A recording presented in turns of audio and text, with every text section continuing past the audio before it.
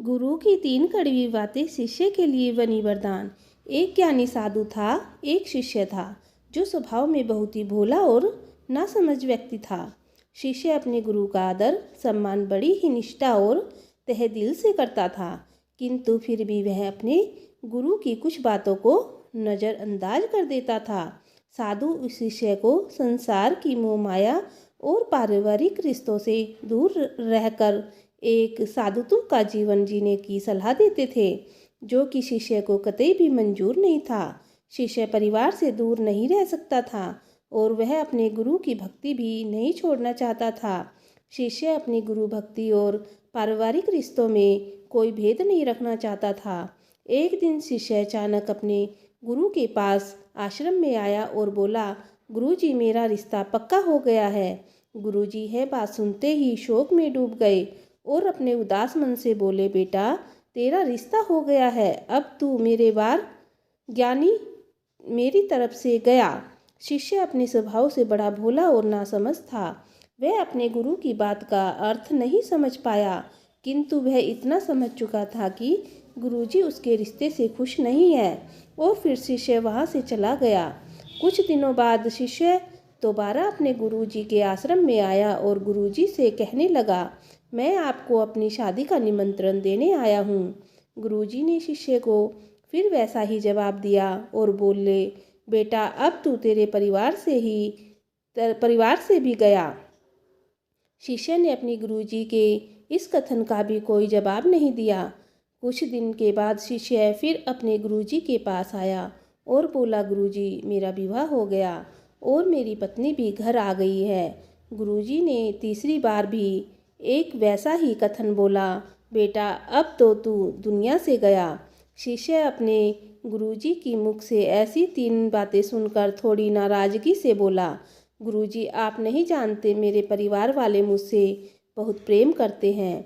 हमेशा उन्हें मेरी फिक्र रहती है और मुझे पत्नी भी मुझसे बहुत प्रेम करती है। तो अब आप भी बताइए, क्या मैं इन बंधनों को छोड़कर चला जाऊं?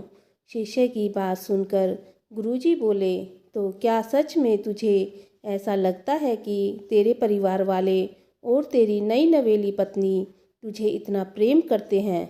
शिष्य बोला, गुरुजी, बिल्कुल, इसमें कोई शक नहीं। अब गुरुजी शिष्य से बोले, तो ठीक है, मैं तेरे परिवार वालों की एक परीक्षा लेना चाहता हूँ, जिससे सिद्ध हो जाएगा कि वे तुझसे कितना प्रेम करते हैं। इसके लिए तुझे मेरा एक काम करना होगा। शिष्य बोला, गुरुजी, अवश्य, बोलिए क्या काम है। फिर गुरुजी ने अपने शिष्य के साथ मिलकर एक योजना बनाई, जिससे यह सिद्ध हो जाएगा कि सत्य क्या है। गुरुजी ने शिष्य से कहा, एक काम कर, आज तू घर जा और अचानक पेट दर्द का बहाना करके ज़मीन पर गिर जा और ज़ोर ज़ोर से चिल्लाने लग जा, ताकि तेरी आवाज़ सुनकर वहाँ सभी इकट्ठे हो जाएं। फिर तेरे घर वाले वैद्य को बुलाएंगे। वैद्य की दवाई लेने के बाद भी तुझे कहना होगा कि मेरे कोई पेट में दर्द में फ़र्क नहीं पड़ा। सबसे कहना, मेरे गुरुजी को बुला दो, मुझे वही ठीक कर सकते हैं, नहीं तो मैं मर जाऊंगा। और जैसे ही मैं वहाँ पहुँचूंगा, तू मरने का बहाना कर देना। अपने गुरु की पूरी योजना सुनने के बाद शिष्य ने कहा, ठीक है गुरुजी, आज देखते हैं किसके वचन सत्य होते हैं। शिष्य अपने घर पहुंचा और अपने गुरुजी से कहने लगा, कहे अनुसार पेट दर्द का बहाना कर जमीन पर गिर गया। शिष्य के घर वाले उसे इस अवस्था में देखकर भयभीत हो गए। घर वालों ने जल्दी से वैद्य को बुलाया, तभी काफ़ी दुखी दिखाई दे रहे थे, जिससे देखकर शिष्य थोड़ा मन खुश हुआ कि उसके घर वाले उससे प्रेम करते हैं। तभी उसके लिए चिंतित हैं, लेकिन उसे अभी योजनाएं आगे बढ़ानी थी। वह बोला, मुझे दवाइयों से कोई फ़ायदा नहीं हुआ और कृपया आप जल्दी से मेरे गुरुजी को बुला लाओ। केवल वही मुझे ठीक कर सकते हैं, नहीं तो मैं आज मर जाऊंगा।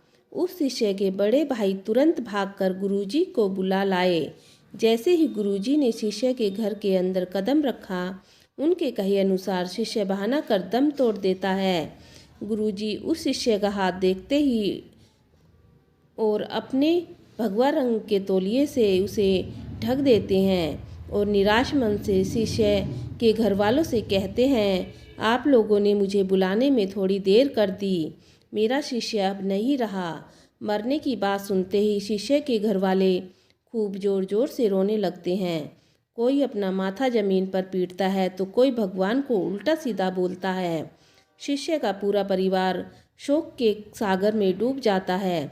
शिष्य के घर वालों को ऐसे रोते देख गुरुजी बोले, रुक जाओ, मत रो, मैं इसे जिंदा कर सकता हूँ। गुरुजी यह बात सुनते ही सभी ने अपने आंसू थाम लिए और गुरुजी कहने लगे, तो इंतजार किसका है, गुरुजी इसे जिंदा करिए ना। गुरुजी बोले, जिंदा तो मैं कर दूंगा, लेकिन यह बताओ इसकी जगह जाएगा कौन।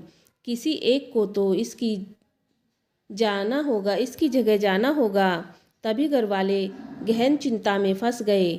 सभी ने एकदम चुप्पी साध ली। उनकी चुप्पी तो तोड़ने के लिए गुरुजी शिष्य की माता जी से बोले, माता जी आप सबसे ज़्यादा रो रही हैं, अपने बेटे की जगह आप क्यों नहीं चली जाती। माता बोली, नहीं गुरुजी, मैं चली गई तो मेरी पति को रोटी को कौन पकाएगा। गुरुजी शिष्य के पिता से जाने के लिए बोलते हैं तो पिता बोलते हैं कि गुरुजी मेरे बाद मेरी पत्नी का ख्याल कौन रखेगा। अब गुरुजी शिष्य की पत्नी से बोले, जो अपने आंसू नहीं रोक ही पा रही थी। पत्नी बोली, गुरुजी मेरी अभी नई नई शादी हुई है, अभी तो मुश्किल से 15 दिन भी नहीं हुए, भला मैं क्यों अपनी जान दूं, मेरी तो दूसरी शादी भी हो जाएगी।